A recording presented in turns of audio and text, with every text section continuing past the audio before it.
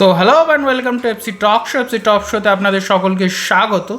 তো ইস্ট বেঙ্গল কিন্তু তাদের আক্রমণ ভাগ পরবর্তী সিজনের জন্য আরও অনেকটাই ধারালো করতে চাইছে এবং সেই জন্যেই কিন্তু আরও একজন ভারতীয় ফরওয়ার্ড এবং উইংয়ের প্লেয়ার কিন্তু ইস্ট বেঙ্গলের সই হয়ে গিয়েছে, এমনটাই খবর আমাদের সামনে বেরিয়ে আসছে।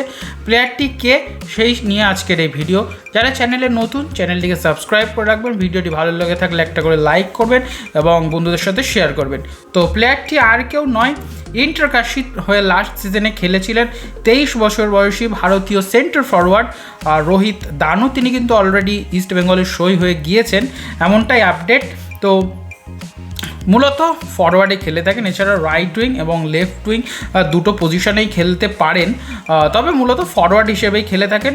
তো দেখা যাক, লাল হলুদ জার্সি গায়ে রোহিত দানু, 80 লাখ তার মার্কেট ভ্যালু। এই প্লেয়ার তিনি কতটা ইম্প্যাক্ট ফেলতে পারেন আমাদের নজর থাকবে, এবং নজর থাকবে ইস্ট বেঙ্গল ফ্যান্সদেরও, যে এই নতুন প্লেয়ার যে সই হলো রোহিত দানু, তিনি কতটা ইম্প্যাক্ট ফেলতে পারেন ইস্ট বেঙ্গলের জার্সি গায়ে, এশিয়ার মঞ্চে, এমনকি আইএসএলের মঞ্চেও।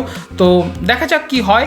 তো আপনারা এই যে সাইনিং, রোহিত দানুর এই সাইনিংটিকে 10-এর মধ্যে কত রেট করছেন সেটা অবশ্যই আমাদের কমেন্ট সেকশনে জানাবেন। তো দেখা হচ্ছে এমনই একটি ইস্ট বেঙ্গলের আরও একটি আপডেটেড ভিডিওতে।